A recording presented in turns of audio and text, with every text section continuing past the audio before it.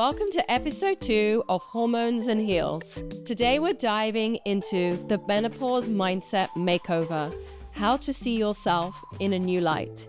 If you've ever felt stuck, invisible, or disconnected from your sense of self during menopause, this episode will help you shift that narrative.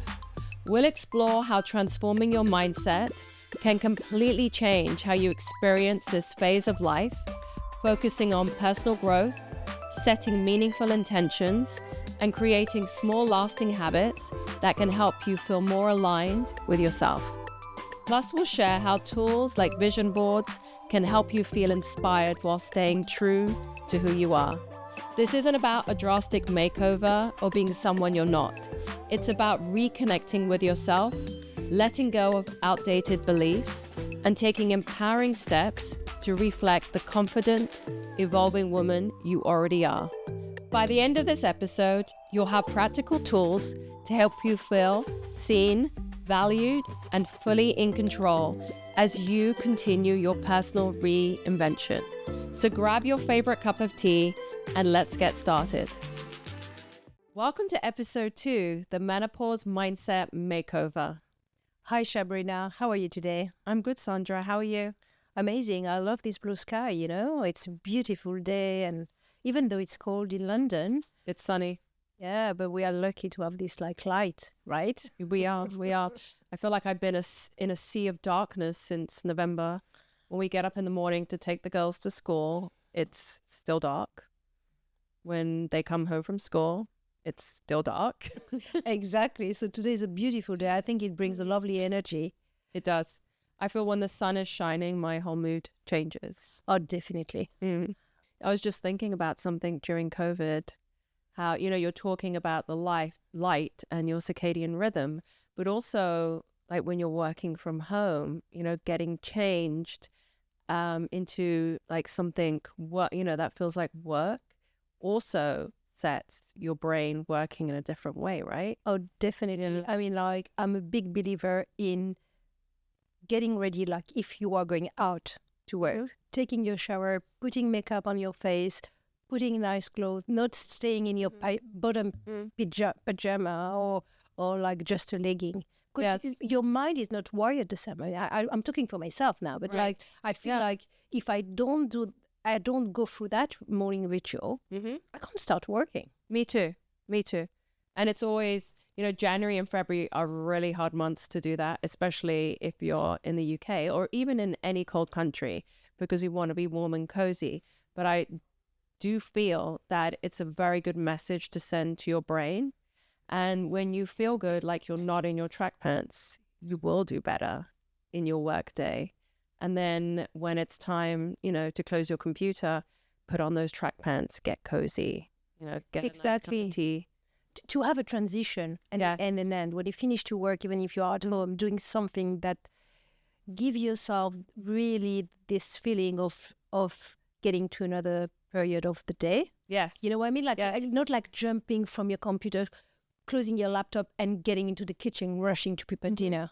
Because this is where we make mistake when we do that, because we are still in that work mindset, and we can't just you haven't told your brain exactly we're moving on, and your brain's still caught up on work, and then you're not quite present. And I'm guilty of that sometimes, that I try when my kids come home from school, I want to be present, but maybe I've still got something going on at work and I haven't fully shut down that, so I'm distracted, and then they don't get all of you because your brain's still, back in work mode. Exactly. So today it's all about growth mindset. Yes. During menopause. Yes. Because we are feeling, menopause, as we've said, is full of changes. But how do you embrace those changes with a growth mindset? I think when we have a challenge in our life, especially during menopause, because it's a big, big change, it's an opportunity. I always see any challenge in life as an opportunity, and especially at perimenopause, because what we didn't dealt with previously, or what we suppressed, or what we thought, it's not necessary to think about, comes back to you, and then you have to deal with it, whether it's an emotional toll that you have, or it's something physical, or your diet, your lifestyle, the way you live, the way you operate in your life. You really need to take that as an opportunity. I always take the example of like whatever symptoms you may experience during that period, it's like a body whisper. It's coming to tell you something about yourself. So each symptom you can deal with, comes from a different part of, not nourishing your body in a certain way. Definitely. Yeah. So it's a signal. So you have to listen to it. Oh, wow. That's something we learn something new every day. Right? Yes. What is your take on that?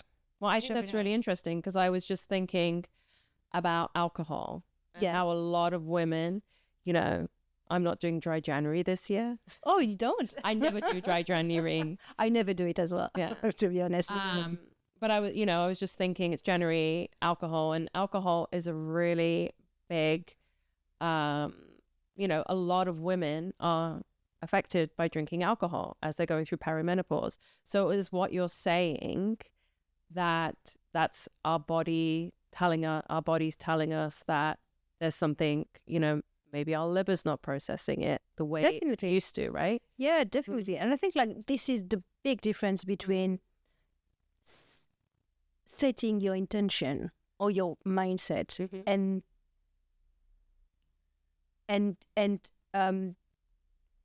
having a resolution. Right. Like you can like having a January resolution, like having a dry January. But what about the 11th other month of the year? Right.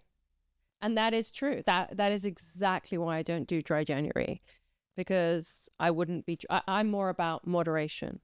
Yeah, exactly. It's about because we're not going out as much, so there is no need to be celebrating every night. But even about women that like have a very busy social life, that drink alcohol, it's more like, how do you want to nourish your body? What alcohol, how alcohol impact your body during perimenopause and menopause? So what's a better, instead of setting, okay, let's go back to the dry January one. Yes. So instead of saying, I'm not going to drink for 30 days, what is a better way to frame that for your mindset, to have that growth mindset? Yeah, I think it's about understanding what is the impact on your body. And as you say, like having a kind of like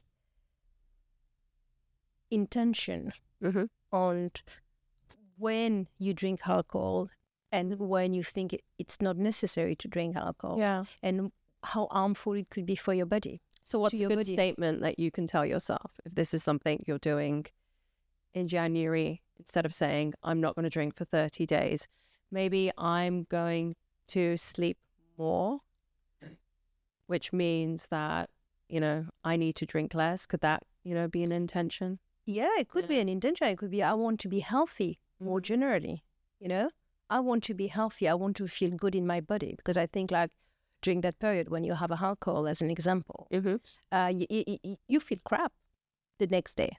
Yeah. Well, you're not as on as you could. You've missed your gym workout, or or you can have brain fog. You can be tired.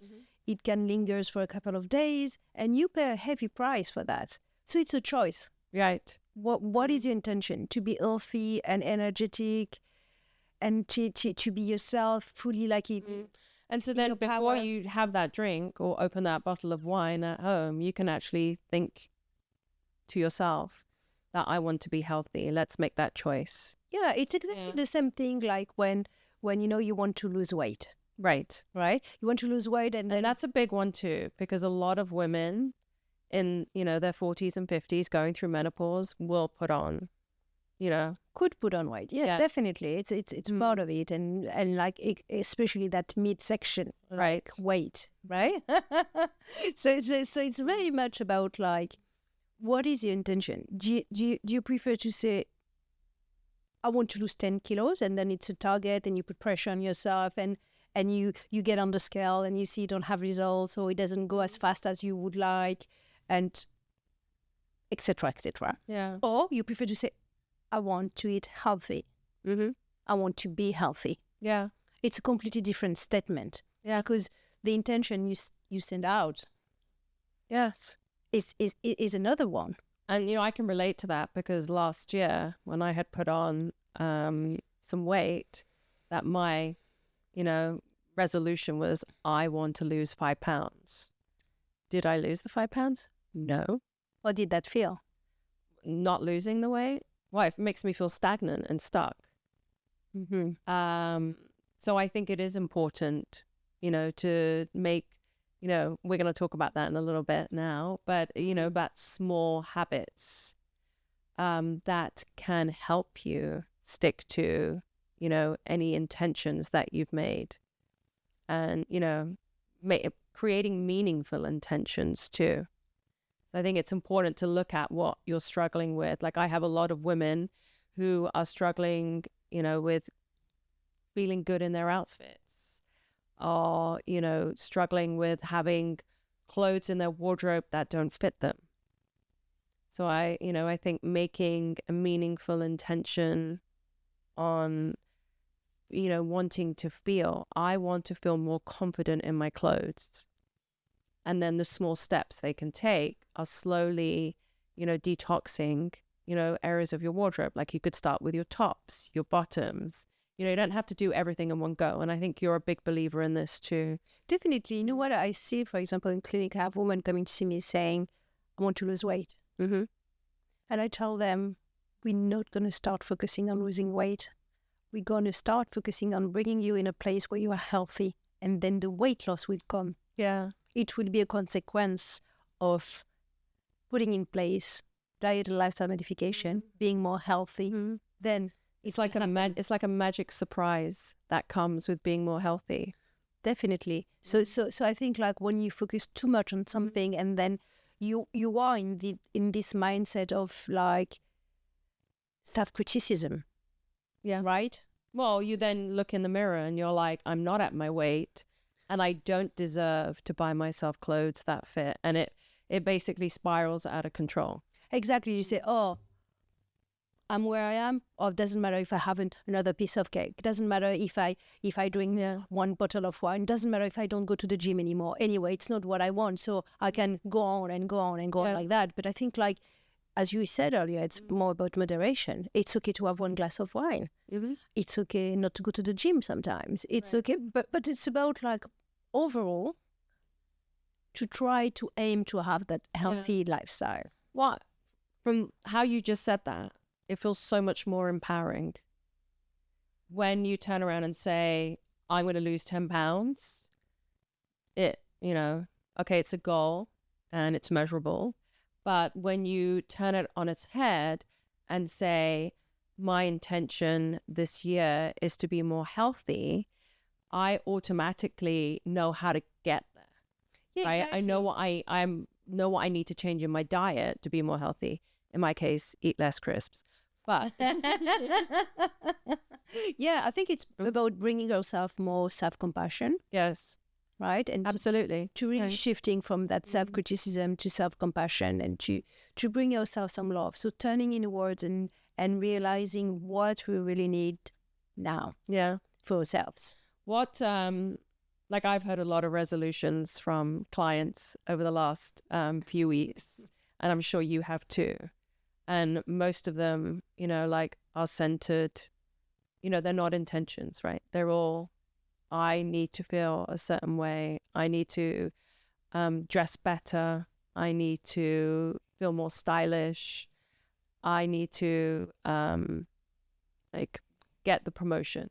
Yeah, exactly. Yeah. And you know what? I was telling to a client last week that like she wanted to address a specific area of her health and her gut health. Mm-hmm. And I was explaining her, from a functional medicine perspective, we really like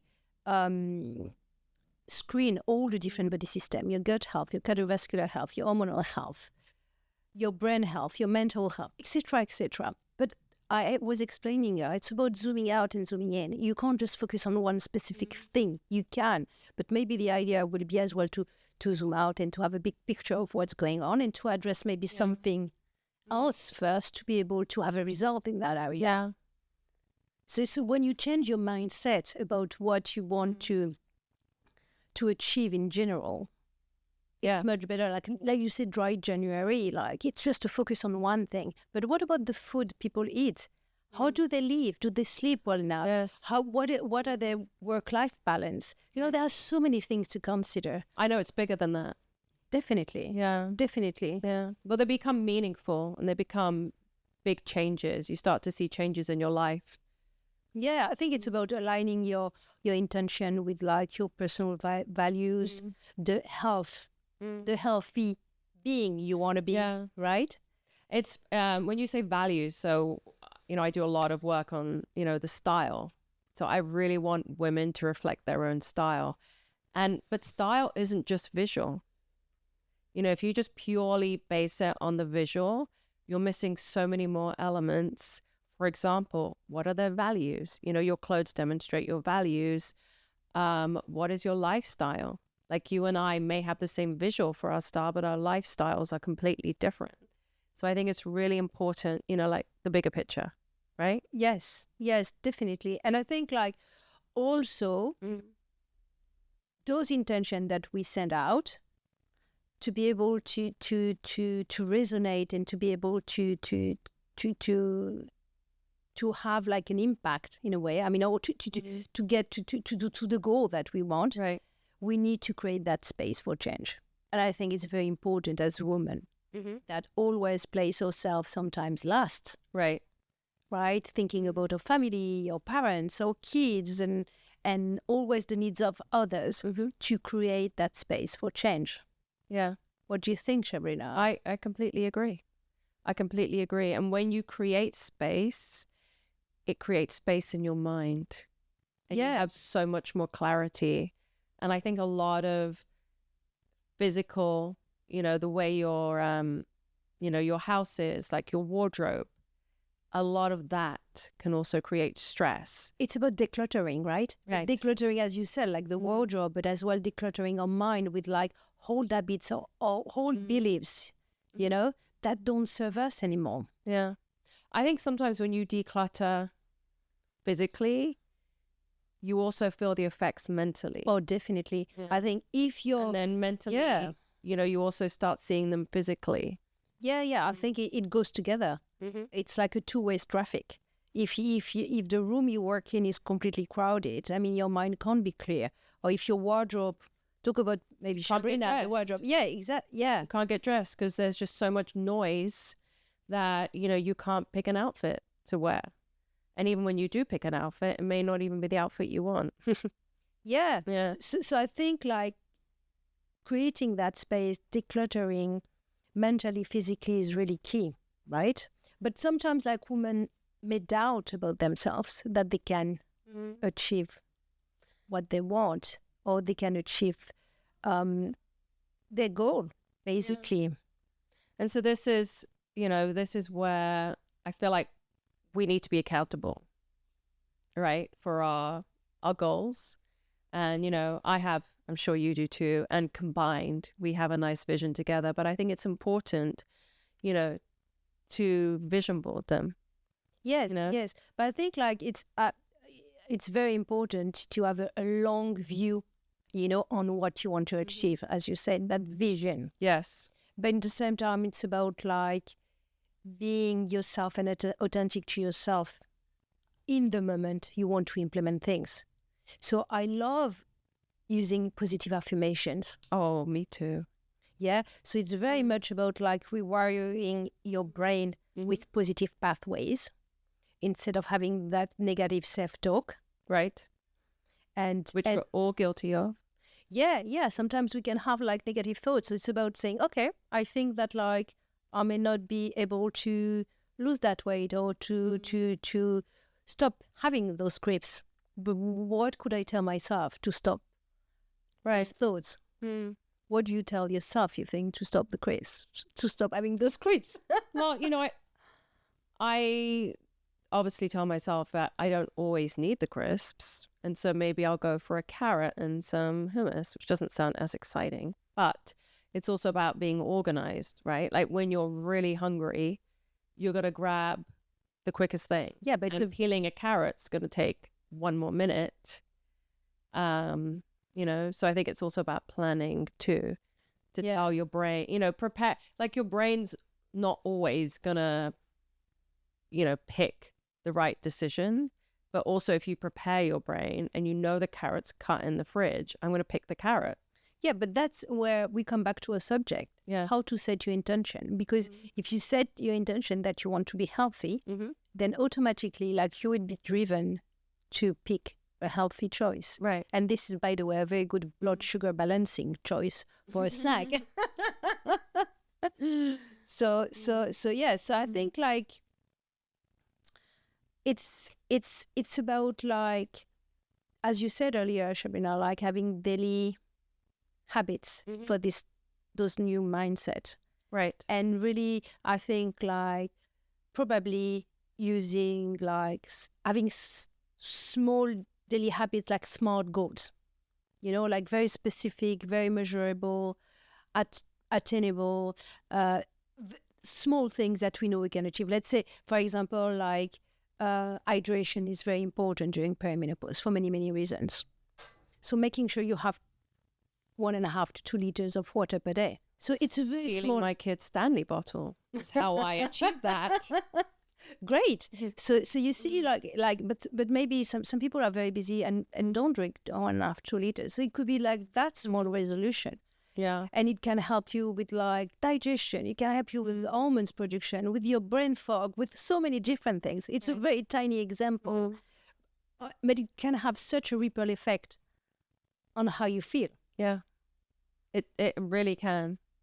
It could be, from a style perspective, if you're struggling to feel visible, it could be, okay, let's take a small amount of time to, put some outfits together that make me feel visible, and I feel like with anything, Sandra, you have to put in a little bit of time.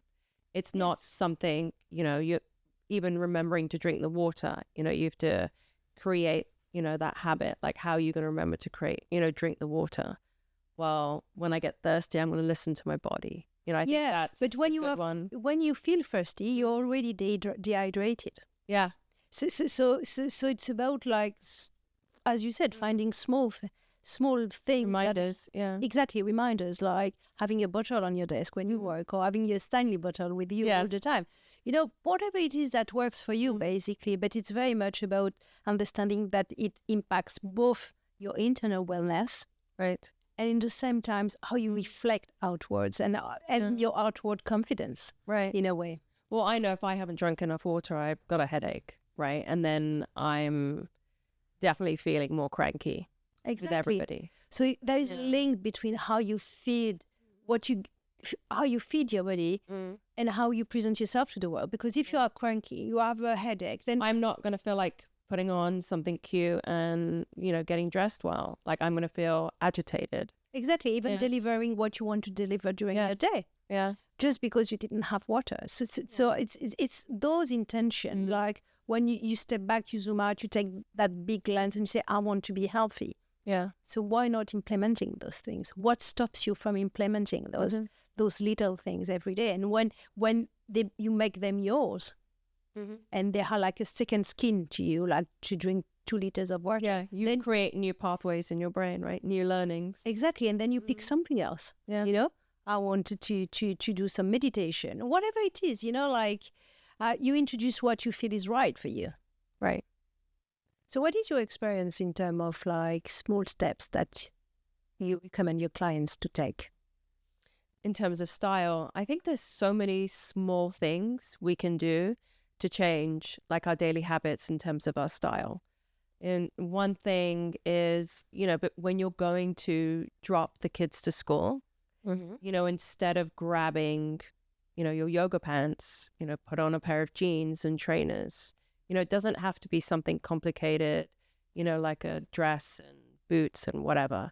Or it could be, switching your puffer coat for a wool coat, right? And that makes your outfit look more elevated. So that's something in terms of dress. In terms of your wardrobe, I always recommend, like, we should detox. We talked a lot about decluttering, but don't take everything out on your bed and say, today I'm going to clean my whole wardrobe. take something small. Like you and I were laughing about it. You asked me one day over the holidays what I was doing.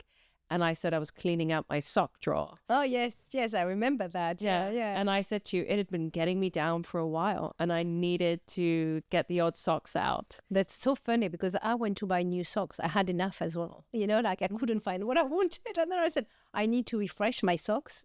But it's something so small. But, I also refresh my socks too. Yeah. I went to Uniqlo. I bought lots of, the heat tech ones, which have worked out so well for this climate. But just something small like that has made such a difference in, my getting ready. It's just so simple. So that's another simple thing you can do. Just take a small area and detox it. And, lastly, when you're, getting ready in the morning, or, you're thinking about what you have to do the next day, maybe plan your outfit, so you're not in a hurry and you know what works for you. Yeah, you know what I love? I love like to put a colored lipstick. I love that. like how you feel, even though you sometimes you just like very casual the way you dress.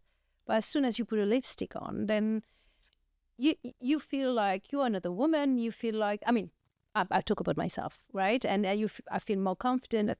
I think everyone has their superpower, that Yes. makes them feel elevated. And I think it's important to think about what yours is. Like for me, I love having my hair done.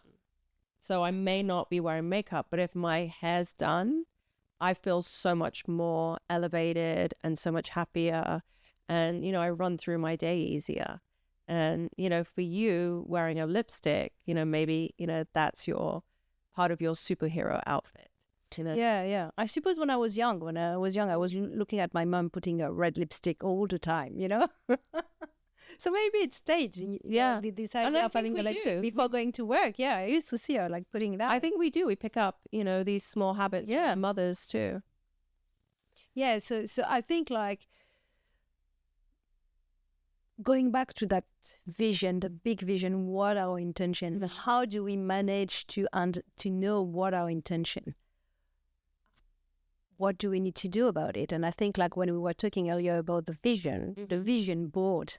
Yes. Yeah, we were talking about that, and we have like not different ways to see that vision board, but I would say two complementary ways to see that vision board, right? Yeah. And it's something really exciting that you and I will be doing as a group exercise when we start our workshops, because because it's January doesn't mean, if you're in February and you haven't, you can start vision boarding whenever. Exactly. Right? It's not the growth mindset doesn't have to happen only in January. Exactly. It can happen anytime. It's not about like resolution, it's about intention, and you can set them up anytime. Yeah. And I think the exciting thing about a vision board, like it's very simple to put together. Like I work with my clients and we do a Pinterest vision board about style. And, it helps us stay true to who we are, because I think it's so important that women recognize their own style, because when you dress in your outfits and it reflects your internal, you feel more authentic to yourself. Yeah, and I would like to add a layer to that. I think I use vision boarding in a way of like understanding what is your big goal, what do you want to achieve, what woman you want to be. Let's say in 6 months, in a year, you choose like the time frame you want to use it for. But like the idea is to put on the paper with collage or picture from magazines or whatever it is, what that woman will look like, and integrating the style as well with it. So I think we can offer to our listeners this exercise, until the next episode, and to tell them, why don't you try to do that vision board for yourself and to see what it will look like. Yes. And then from those images, you can pick off, what are your intentions for the year? Exactly. If you want to, get that promotion, think about, okay, what it means for you. Yeah. How would you like to feel? What type of woman you want to be? But don't be shy. Don't be shy to put on that vision board everything you want, because the more you set those intentions, the more you send that message to the universe, the better it will come back to you. Yeah. It was amazing. Sandra and I were at a meeting earlier this week, and we met a lady who is 40 and in her third career change. And, you know, you can embrace your vision no matter what age you are. And I think life gives way to that when you open the door too. Would you agree with that, Sandra?